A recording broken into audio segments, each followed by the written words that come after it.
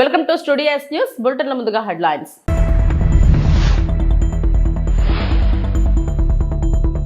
కొనసాగుతున్న ఏపీ మంత్రివర్గ సమావేశం, కీలక అంశాలపై చర్చ.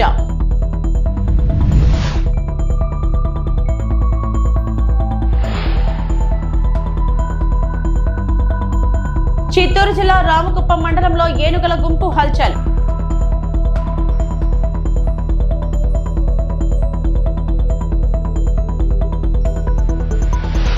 భద్రాచలం వద్ద పెరుగుతున్న గోదావరి నీటి మట్టం.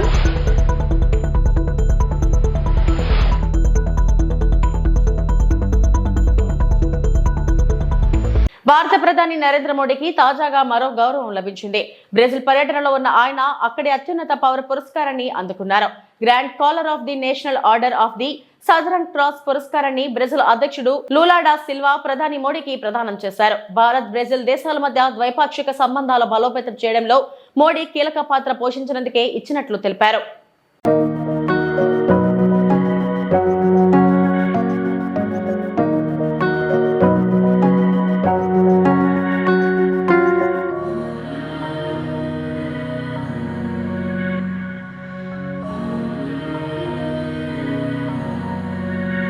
ఏపీ సచివాలయంలో సీఎం చంద్రబాబు అధ్యక్షతన రాష్ట్ర మంత్రివర్గ సమావేశం కొనసాగుతుంది. ఇందులో 50వ సిఆర్డీఏ సమావేశం నిర్ణయాలకు కేబినెట్ ఆమోదం తెలుపనుంది. అమరావతిలో ఎమ్మెల్యే, ఎమ్మెల్సీలు, ఐఏఎస్ అధికారుల నివాస సముదాయాలపై చర్చించనున్నారు. భవనాల పూర్తికి పరిపాలనా అనుమతులు మంజూరు చేయనున్నారు.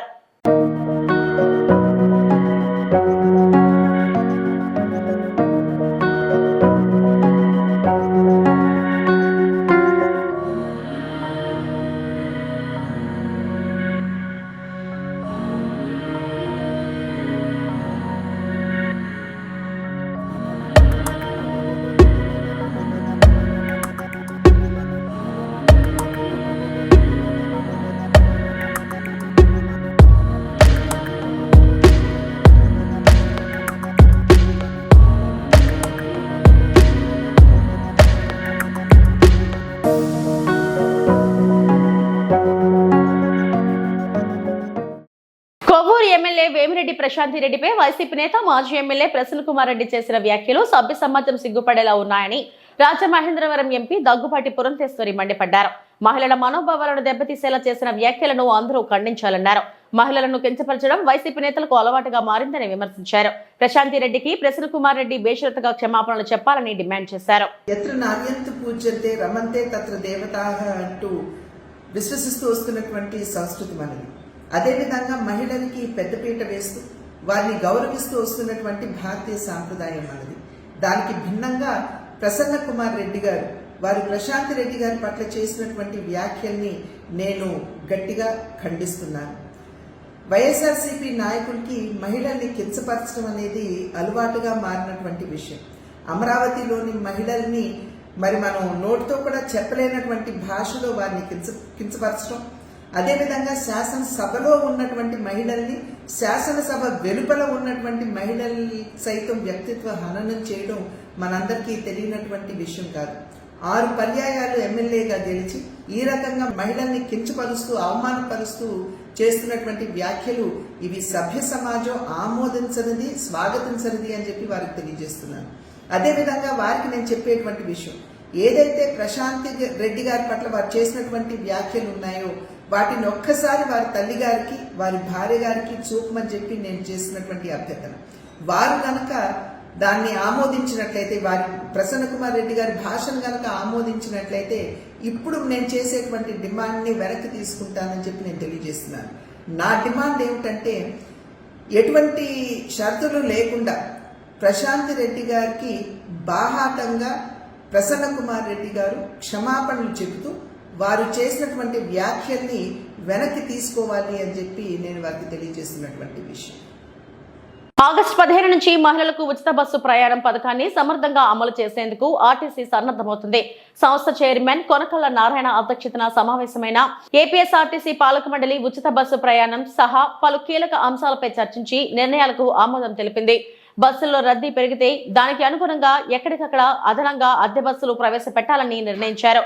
రాబోయే రోజుల్లో రాష్ట్రంలో అన్ని ఎలక్ట్రిక్ బస్సులే ప్రవేశపెట్టాలని సీఎం ఆదేశించిన దృష్ట్యా అందుకు అనుగుణంగా ఆర్టీసీ బోర్డు సమావేశంలో నిర్ణయం తీసుకున్నారు. కారుణ్య నియామకాలు చేపట్టాలని నిర్ణయించారు. రాబోయే రోజుల్లో అన్ని ఎలక్ట్రిక్ బస్సులు పెట్టాలనేది చంద్రబాబు నాయుడు గారి ఆలోచన. కారుణ్య నియామకాల కింద వారి కుటుంబ సభ్యులకు ఉద్యోగాలు ఇచ్చే దీని మీద చర్చ జరిగింది. అవుట్ సోర్సింగ్ ఎంప్లాయీస్ కి ప్రావిడెంట్ ఫండ్, ఈఎస్ఐ కూడా కట్టాలి అనేది ఖచ్చితంగా దాన్ని పర్యవేక్షించాలనేది ఆర్టీసీ అధికారులు ఆ బాధ్యత తీసుకున్నారు. మహిళలకు ఉచితంగా బస్సు ప్రయాణం ఏర్పాటు చేస్తే ఆ సమయంలో మనకి ఎంప్లాయీస్ షార్టేజ్ వస్తుంది. అర్జెంటుగా అవసరం వస్తే కాల్ డ్రైవర్స్ కానీ కాల్ కండక్టర్స్ కానీ పిలిపించుకుని వాళ్ళని పెట్టుకుని ఈ ఆర్టీసీ నడపాలనుకుంటున్నాం. లేడీస్ ప్రయాణం ఉచితం అన్నప్పుడు ట్రాఫిక్ పెరిగే అవకాశం ఉంది. దానికి గాను చంద్రబాబు నాయుడు గారు ఏ రకమైన పాలసీ నిర్ణయిస్తే ఆ పాలసీని అమలు చేసేందుకు గాను చాలా తయారుగా ఉన్నాం. విజిలెన్స్ అనేది ఆర్టీసీలో అవసరం అని భావించాం. ఐజీ స్థాయిలో ఒక పోలీస్ డిపార్ట్మెంట్ తీసుకోవాలి, అలాగే ఏఎస్పీ స్థానంలో ఒక పోలీస్ ఆఫీసర్ తీసుకోవాలి, అలాగే డిఎస్పీలను కూడా తీసుకోవాలి. కొంతమంది ముఖ్యమైన వాళ్ళని కూడా రోస్టర్ సిస్టంలో, రొటేటరీ సిస్టంలో వాళ్ళు పోలీసులు ఇక్కడికి వస్తూ ఉంటారు, కొంతకాలం జాబ్ చేస్తూ ఉంటారు, మళ్ళీ వాళ్ళు రిలీవ్ అయ్యి వెళ్ళిపోతారు, వాళ్ళ ప్లేస్లో వాళ్ళు వస్తారు. దానివల్ల ఆర్టీసీలో సెక్యూరిటీ భద్రత పెంచడం కోసం ఈ నిర్ణయం తీసుకోవడం జరిగింది. రాష్ట్రంలో మహిళలను అవమానపరిచే విధంగా, కించపరిచే విధంగా వైసీపీ నేతలు వ్యవహరించడం సిగ్గుచేటని తణుకు ఎమ్మెల్యే ఆర్మిల్లి రాధాకృష్ణ విమర్శించారు. నెల్లూరు జిల్లాకు చెందిన వైసీపీ నేత ప్రసన్న కుమార్ రెడ్డి మహిళలపై చేసిన వ్యాఖ్యలను ఆయన తీవ్రంగా ఖండించారు. బుధవారం తణుకు పట్టణ పరిధిలోని 32, 33 వార్డుల్లో సుపరిపాలనలో తొలి అడుగు కార్యక్రమంలో భాగంగా ఇంటింటికి తిరిగిన ఎమ్మెల్యే రాధాకృష్ణ గత ఏడాది కాలంగా అందుతున్న సంక్షేమ పథకాలను అడిగి తెలుసుకున్నారు. బుధవారం తణుకు పట్టణ పరిధిలోని 32, 33 వార్డుల్లో సుపరిపాలనలో తొలి అడుగు కార్యక్రమంలో భాగంగా ఇంటింటికి తిరిగిన ఎమ్మెల్యే రాధాకృష్ణ గత ఏడాది కాలంగా అందుతున్న సంక్షేమ పథకాలను అడిగి తెలుసుకున్నారు. ఈ సందర్భంగా ఎమ్మెల్యే మాట్లాడుతూ గత వైఎస్ఆర్సీపీ ప్రభుత్వానికి ప్రస్తుత కూటమి ప్రభుత్వానికి వ్యత్యాసాన్ని ప్రజలు గమనిస్తున్నారని అన్నారు. రాష్ట్రంలో మహిళల ఆత్మస్థైర్యాన్ని దెబ్బతీసి రాజకీయ లబ్ధి పొందాలనే ఉద్దేశంతో వైసీపీ నేతలు చేస్తున్న వ్యాఖ్యలు సరికాదన్నారు. ప్రశాంతి రెడ్డిపై ప్రసన్న కుమార్ చేసిన వ్యాఖ్యలను రాష్ట్రంలోని మహిళలు ముక్త కంఠంతో వ్యతిరేకిస్తున్నారని అన్నారు. తొలి అడుగు కార్యక్రమం తణుకు పట్టణం 32, 33 వార్డుల్లో నిర్వహించడం జరుగుతుంది. ముఖ్యంగా ప్రతి ఇంటికి కూడా వెళ్ళి వారికి అందినటువంటి సంక్షేమాన్ని తెలియజేయడంతో పాటుగా వారికి ఇంకా ఏదైతే సమస్యలు ఉన్నాయో వాటన్నింటినీ కూడా పరిగణలోకి తీసుకుని భవిష్యత్తులో ప్రజా అవసరాలు తీర్చే విధంగా ఈ సుపరిపాలన తొలి అడుగుని ఒక వేదికగా ఉపయోగించుకోవడం జరుగుతుంది. ఈరోజు ముఖ్యంగా ప్రజలందరూ కూడా బేరీజు వేసుకుంటున్నారు. వైఎస్ఆర్ కాంగ్రెస్ పార్టీ పరిపాలన ఏ విధంగా ఉంది, ఈరోజు కూటమి ప్రభుత్వ పరిపాలన ఏ విధంగా ఉంది అనేది ప్రజలందరూ కూడా బేరీజు వేసుకుని వారందరూ కూడా ఏ ఇంటికి వెళ్ళినా ఒకటే చెప్తున్నారు, ఈ ప్రభుత్వ పరిపాలన చాలా బాగుందని తమ ఆనందాన్ని, హర్షాన్ని వ్యక్తం చేస్తున్నారు. మనందరం కూడా చూసాం, వైఎస్ఆర్ కాంగ్రెస్ పార్టీ అధికారంలో ఉండగా జగన్మోహన్ రెడ్డి నుంచి కింది స్థాయి వరకు ఎటువంటి అరాచకాలు చేశారో, ఎటువంటి దాడులు చేశారో, మహిళల పట్ల ఏ విధంగా ప్రవర్తించారో అదే విధంగా మనందరం కూడా చూసాం. ఈరోజు చంద్రబాబు నాయుడు గారి ప్రభుత్వంలో ఈరోజు మహిళల పట్ల అన్ని విధాలుగాను కూడా వారికి గౌరవం కల్పించే విధంగా, మహిళలందరికీ కూడా ఒక ఆత్మవిశ్వాసాన్ని కల్పించే విధంగా ఈ ప్రభుత్వం వారికి అండగా నిలబడుతూ పెన్షన్లు కానీ, తల్లికి వందనం కానీ, ఇంటింటికి రేషన్ కానీ, అదేవిధంగా ఈరోజు మనకిచ్చేటటువంటి గ్యాస్ సిలిండర్లు కానీ, ఉచిత బస్సు ప్రయాణం కానీ, ఈ విధంగా మహిళల పట్ల ఎంతో గౌరవంతో ఈ ప్రభుత్వం అనేక సంక్షేమ కార్యక్రమాలని చేస్తుంది. కానీ మనందరం కూడా చూస్తున్నాం, వైఎస్ఆర్ కాంగ్రెస్ పార్టీ నాయకులు జగన్మోహన్ రెడ్డి నుంచి మాజీ ఎమ్మెల్యేలు, మాజీ మంత్రులు ఏ విధంగా మహిళల పట్ల వీళ్ళు హీనాతిహీనమైనటువంటి కామెంట్స్ చేస్తున్నారో మనందరం కూడా చూసాం. నిన్నటి సంఘటన కూడా రాష్ట్ర వ్యాప్తంగా మహిళలందరినీ కూడా అవమానపరిచే విధంగా, ప్రతి ఒక్కరూ కూడా ముక్కును వేలేసుకునే విధంగా ఏదైతే మన నెల్లూరు జిల్లాకు సంబంధించినటువంటి ప్రసన్న కుమార్ రెడ్డి చేసినటువంటి వ్యాఖ్యలు, అక్కడ ఉన్నటువంటి స్థానిక శాసనసభ్యురాలు శ్రీమతి ప్రశాంతి రెడ్డి గారి మీద చేసినటువంటి వ్యాఖ్యలు చాలా జుగుత్సాకరంగా ఉన్నాయనేది ఈరోజు మనందరం కూడా గ్రహించాలి. వారు అన్ని విధాలుగాను కూడా మహిళలను అవమానపరచడం, మహిళల్ని కించపరిచే విధంగా వారు కామెంట్స్ చేయటం, వారు ఆత్మస్థైర్యాన్ని దెబ్బతీయాలి, వారిని ఏ విధంగా కృంగతీయాలి, రాజకీయ లబ్ధి పొందాలి అనే విధంగా ఈరోజు వారు ప్రవర్తించడం. ఈరోజు ప్రసన్న కుమార్ రెడ్డి ఏదైతే వ్యాఖ్యలు చేశారో ప్రశాంత్ రెడ్డి గారి మీద, వాటిని పూర్తిగా ఖండిస్తున్నాం. ఈరోజు మహిళలందరూ కూడా దాన్ని ముక్త కంఠంతో రాష్ట్ర వ్యాప్తంగా కూడా ఖండిస్తున్నారు. ఈరోజు అటువంటి వారందరూ కూడా ఏదైతే ఒక విధానానికి అలవాటు పడినటువంటి పార్టీ వైఎస్ఆర్ కాంగ్రెస్ పార్టీ, వారి నాయకుడు ఏ విధంగా ఉంటున్నాడో వీళ్ళు కూడా అదే విధంగా ఈరోజు రాష్ట్రంలో అందరినీ కూడా ఏదో విధంగా అవమానపరచాలి, అదేవిధంగా వారి ఆత్మస్థైర్యాన్ని దెబ్బతీయాలి, రాజకీయ లబ్ధి పొందాలనే విధంగానే వాళ్ళ ప్రవర్తన ఉంటుంది. ఇది తీవ్రంగా మనందరం కూడా ఖండించాల్సినటువంటి అవసరం ఉంది. నిన్న ఆయన చేసినటువంటి కామెంట్స్ అన్నీ కూడా 10 మందిలోనూ కూడా చెప్పుకోలేనటువంటి పరిస్థితి. ఆ విధంగా ప్రశాంత్ రెడ్డి గారి మీద చేసినటువంటి కామెంట్స్ కూడా చాలా దారుణంగా ఉన్నాయి. దాన్ని ప్రజలందరూ కూడా ముక్తకంఠంతో ఖండిస్తున్నారు. ఈరోజు అటువంటి వ్యక్తుల మీద ప్రభుత్వం కూడా చర్యలు తీసుకోవాలి, కేసులు కట్టి లోన్ వేయాల్సినటువంటి అవసరం ఉంది. ఈరోజు భవిష్యత్తులో ఎవరో కూడా ఇటువంటి తప్పిదాలు చేయకుండా మహిళలకు రక్షణగా నిలబడి మహిళల గౌరవం నిలిపే విధంగా ఈరోజు అందరూ కూడా ఉండాల్సినటువంటి అవసరం ఉంది. ఈరోజు అటువంటి పరిస్థితి నుంచి వైఎస్ జగన్మోహన్ రెడ్డి ప్రతిదీ కూడా రాజకీయం చేయాలి, రాజకీయ లబ్ధి పొందాలనే విధంగా ఈరోజు ఆయన చేస్తున్నటువంటి అధికారంలో ఉన్నప్పుడు కనీసం కాలు కూడా బయట పెట్టలేదు. ఈరోజు ప్రతి చోటకి నేను వెళ్తానని చెప్పి పరామర్శలు అని చెప్పి అక్కడ ఏమైనా దాడులు చేసే విధంగా ముందుకు వెళ్తాం కూడా ఈరోజు ప్రతి ఒక్కరు కూడా ఖండిస్తున్నారు. ఈ విధంగా వైఎస్ఆర్ కాంగ్రెస్ పార్టీ నాయకులు కానీ వైఎస్ఆర్ కాంగ్రెస్ పార్టీ శ్రేణులు కానీ తెలుసుకోవాల్సింది ఒకటే, ప్రజలు మీకు 11 సీట్లు ఇచ్చారు మీరు చేసినటువంటి నిర్వాహకం వలన. భవిష్యత్తులో అది కూడా లేకుండా చేస్తారు మీరు ఇదే విధంగా ప్రవర్తిస్తే. మితిమీరిగా రాజకీయాల్లో అన్ని విధాలుగాను వ్యక్తిగత దాడులు చేస్తూ మీరు ఈ విధంగా ప్రవర్తిస్తే భవిష్యత్తులో ఈ సీట్లు కూడా రావు. ఆ విధంగా మనందరూ కూడా వాళ్ళు అన్నీ కూడా దృష్టిలో పెట్టుకుని వారి పద్ధతులు మార్చుకుని వైఎస్ఆర్ కాంగ్రెస్ పార్టీ నాయకులు సరైనటువంటి మార్గాల్లో నడిచే విధంగా వారి నాయకులు వారందరూ కూడా సమీక్ష చేసుకుని ముందుకు వెళ్ళాలని ఈ సందర్భంగా తెలియజేస్తారు. జగన్ బంగారుపాలెం పర్యటనకు అనుమతి, పోలీసుల పటిష్ట ఏర్పాట్లు, ప్రజలకు శాంతి పిలుపు. చిత్తూరు జిల్లా బంగారుపాలెం పులివెందుల ఎమ్మెల్యే వైఎస్ జగన్మోహన్ రెడ్డి బంగారుపాలెం పర్యటనకు పోలీసులు కొన్ని షరతులతో కూడిన అనుమతిని మంజూరు చేశారు. ప్రజల శ్రేయస్సు, శాంతి భద్రత పరిరక్షణ దృష్ట్యా ఈ చర్యలు తీసుకున్నారు. మామిడియార్డులో జరిగే సమావేశానికి కేవలం 500 మందికి మాత్రమే అనుమతి ఇవ్వగా హెలీప్యాడ్ వద్ద 30 మంది ముఖ్య నేతలకు మాత్రమే ప్రవేశం కల్పించనున్నట్లు అధికారులు వెల్లడించారు.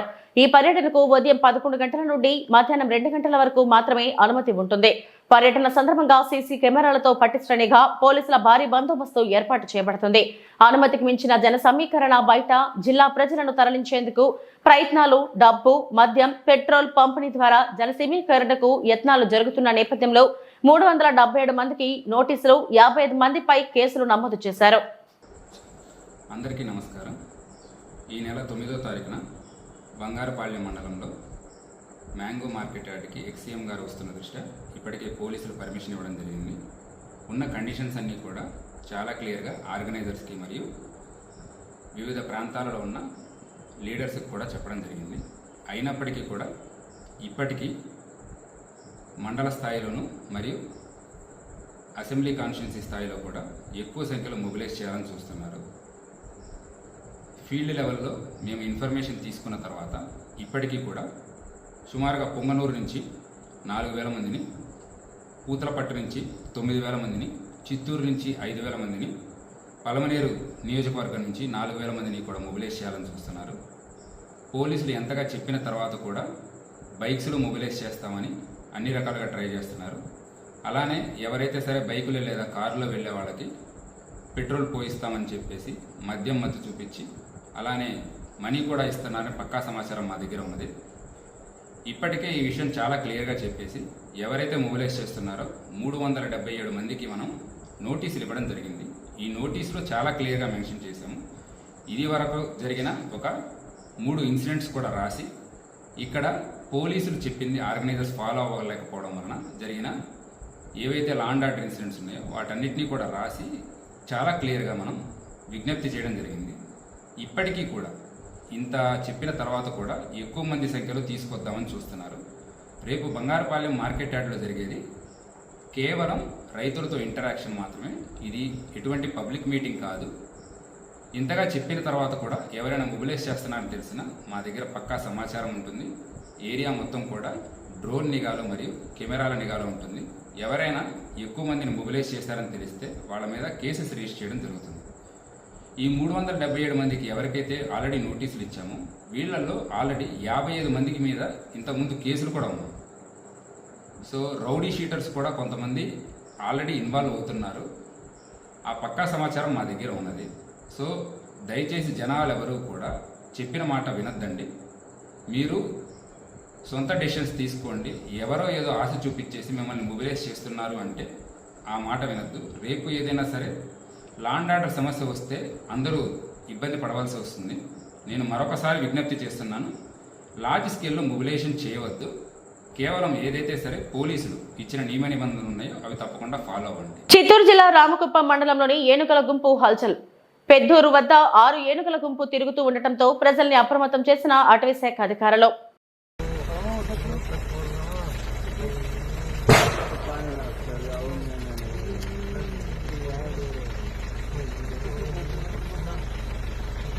ఉన్నాయి చిన్న చిన్న పుల్లలు